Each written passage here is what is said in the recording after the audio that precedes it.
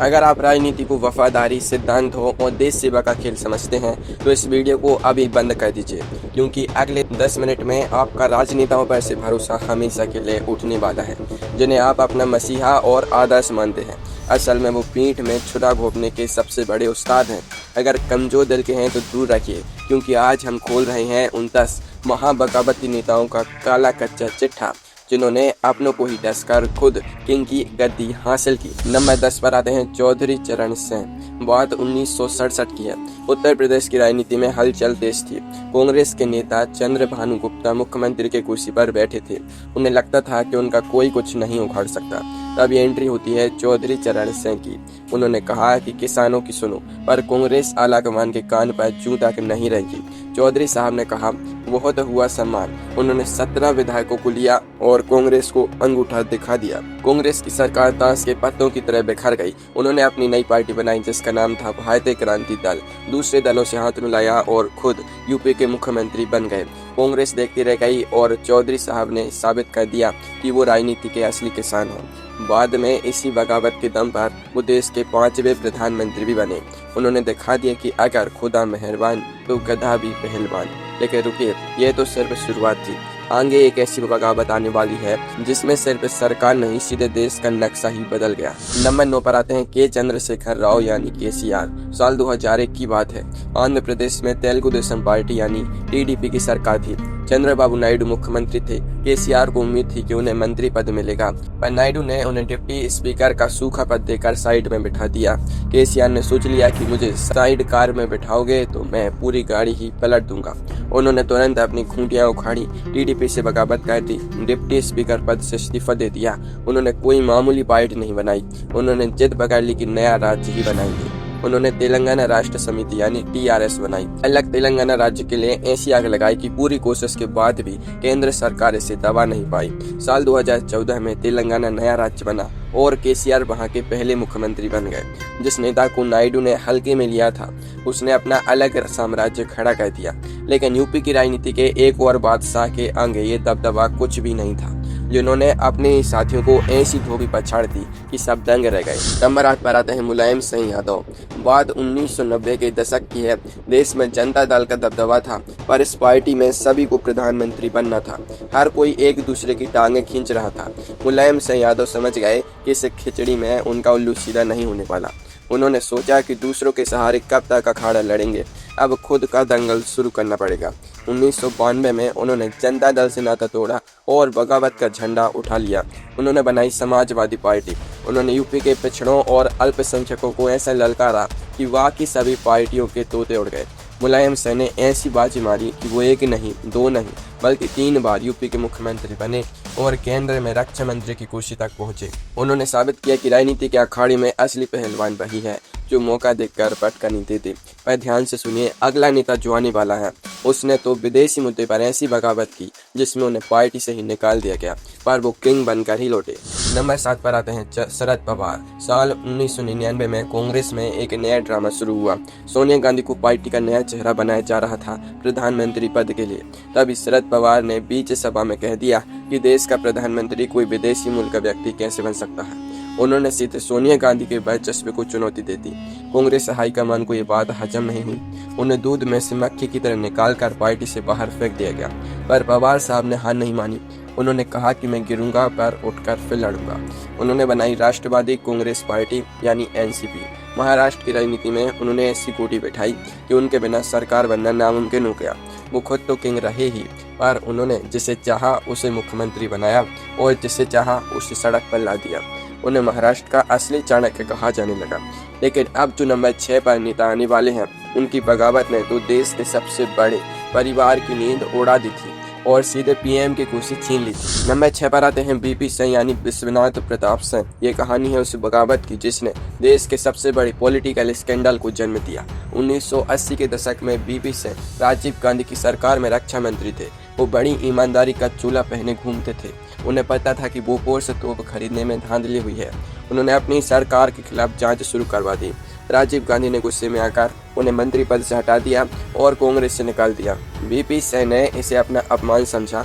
उन्होंने दांतों तले उंगली दबाने पर मजबूर कर दिया सबको। उन्होंने कांग्रेस छोड़ी, जनता दल बनाया और पूरे विपक्ष को एक ही झंडे के नीचे इकट्ठा कर लिया। 1989 के चुनाव में उन्होंने राजीव गांधी की प्रचंड बहुमत वाली सरकार को उखाड़ फेंका और खुद देश के प्रधानमंत्री बन गए। उन्होंने साबित किया कि घर का भेदी लंका ढाई। अब यहाँ से शुरू होता है टॉप 5 का सबसे खतरनाक चुन। अगला किस्सा एक कुत्ते के बिस्कुट से शुरू हुआ और पूरा राज्य पलट गया। नंबर 5 पर आते हैं हेमंत बिस्वा शर्मा। बात 2015 की है। हेमंत असम कांग्रेस के सबसे बड़े नेता थे। वो उस समय के मुख्यमंत्री तरुण गोगोई से परेशान थे। वो अपनी फरियाद लेकर राहुल गांधी के पास दिल्ली गए, पर वहाँ जो हुआ उसने उनका दिमाग खराब कर दिया। राहुल गांधी उनकी बात सुनने के बजाय अपने कुत्ते पीडी को बिस्कुट खिलाने में व्यस्त थे। हेमंत को लगा कि यहाँ नेताओं से ज्यादा इज्जत कुत्तों की है। उनके जख्म पर नमक छिड़का गया था। उन्होंने वहीं ठान लिया कि अब इस अपमान का बदला लेकर रहूंगा। उन्होंने कांग्रेस को टाटा बाय बाय बोला और बीजेपी में शामिल हो गए।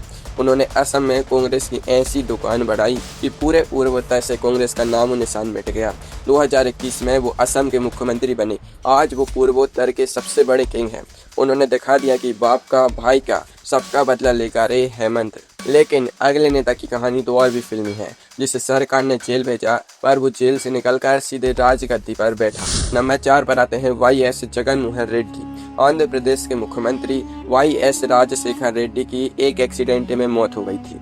उनके बेटे जगन मोहन रेड्डी चाहते थे कि वो अपने पिता की जगह लें, पर कांग्रेस हाईकमान ने उन्हें बच्चा समझकर धक्का दे दिया। उन्हें अपने पिता की याद में यात्रा निकालने से भी रोक दिया गया। जगन ने बगावत कर दी और कांग्रेस से अलग हो गए। कांग्रेस ने उन्हें बर्बाद करने के लिए भ्रष्टाचार के आरोप में 16 महीने के लिए जेल में डाल दिया। सबको लगा कि जगन का करियर खत्म हो गया, पर जगन ने खून का घूंट पीकर इंतजार किया। जेल से निकलते ही उन्होंने वाई.एस.आर. कांग्रेस पार्टी बनाई और पूरे आंध्र में 3000 किलोमीटर से ज्यादा पैदल यात्रा की। उन्होंने ईंट का जवाब पत्थर से दिया। 2019 के चुनाव में उन्होंने कांग्रेस और टीडीपी दोनों का सफाया कर दिया और आंध्र के मुख्यमंत्री बन गए। कांग्रेस वहां शून्य पर चली गई। लेकिन इससे भी खतरनाक एक अकेली महिला की कहानी है, जिन्होंने सड़क पर डंडे खाए पर कम्युनिस्टों का 34 साल पुराना किला ढहा दिया। नंबर 3 पर आती हैं ममता बनर्जी। साल 1997 की बात है। वेस्ट बंगाल में लेफ्ट फ्रंट की सरकार थी, जिसका वहां पर बहुत ज्यादा दबदबा था। कांग्रेस वहां विपक्ष में थी, पर वो बहुत लाचार थी। ममता बनर्जी ने देखा कि बंगाल कांग्रेस के नेता सिर्फ एसी कमरों में बैठकर चर्चा करते हैं और लेफ्ट के खिलाफ सड़क पर नहीं उतरते। दीदी ने कहा कि तुम्हारी ये ढीली राजनीति मुझे नहीं चाहिए। उन्होंने कांग्रेस से बगावत की और अपनी अलग पार्टी बनाई, जिसका नाम रखा तृणमूल कांग्रेस यानी TMC। उन्होंने लेफ्ट के खिलाफ सड़क पर उतरकर ऐसी जंग छेड़ी कि उन्हें बेहद बुरी तरह पीटा गया। उनके सिर पर लाठियां लगी, पर उन्होंने हार नहीं मानी। उन्होंने लेफ्ट की सरकार से लोहे के चने चबवाए। साल 2011 में उन्होंने बंगाल में 34 साल पुरानी कम्युनिस्ट सरकार की ईंट से ईंट बजा दी और मुख्यमंत्री बन गई। इसके बाद उन्होंने बंगाल पर लगातार 15 साल तक राज किया, लेकिन 2026 में उनकी पार्टी अब सत्ता में नहीं है। लेकिन अब नंबर 2 पर जो बगावत आने वाली है, उसने तो पूरी की पूरी पार्टी ही चुरा ली और पुराने मालिक को घर से बाहर कर दिया। अब नंबर 2 पर आते हैं एकनाथ शिंदे। जून 2022 का वो दौर कोई नहीं भूल सकता। यह आधुनिक भारतीय राजनीति का सबसे बड़ा थ्रिलर था। उद्धव ठाकरे मुख्यमंत्री थे और उन्हें लग रहा था कि सब कुछ उनके कब्जे में है। तभी उनके सबसे भरोसेमंद नेता एकनाथ शिंदे ने पर्दे के पीछे से ऐसी बाजी घुमाई कि सब देखते रह गए। वो शिवसेना के लगभग 40 विधायकों को लेकर गायब हो गए। पहले सूरत, फिर गुवाहाटी, फिर गोवा। रिजॉर्ट राजनीति का ऐसा नजारा देश ने पहले कभी नहीं देखा था। उद्धव ठाकरे हाथ मलते रह गए और उनकी सरकार गिर गई।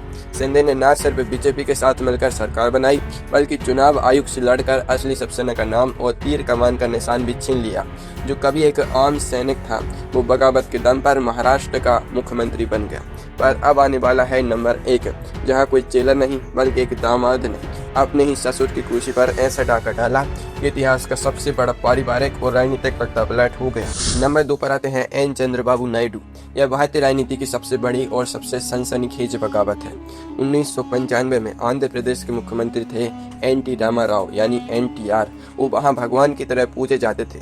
उन्होंने लक्ष्मी पार्वती से दूसरी शादी की थी और उनका प्रभाव सरकार में बढ़ने लगा था। NTR के दामाद चंद्रबाबू नायडू को लगा कि उनका पत्ता साफ होने वाला है। उन्होंने पीठ में छुरा घोंपने का पूरा प्लान तैयार किया। उन्होंने वायसराय होटल में सभी विधायकों को इकट्ठा किया और एक ही रात में अपने ससुर के खिलाफ तख्तापलट कर दिया। NTR रोते रह गए, पर नायडू ने आकाश पाताल एक करके पूरी तेलुगु देशम पार्टी पर कब्जा कर लिया उन्होंने एनटीआर को कुर्सी से उतार दिया और खुद मुख्यमंत्री बन गए। वो आंध्र के सबसे लंबे समय तक राज करने वाले मुख्यमंत्री बने और देश की राजनीति के बड़े किंग मेकर बने। नायडू ने दिखा दिया कि राजनीति में रिश्ते नाते नहीं होते, यहाँ सिर्फ पावर चलती है। ऐसे और वीडियोस देखने के लिए इस वीडियो को लाइक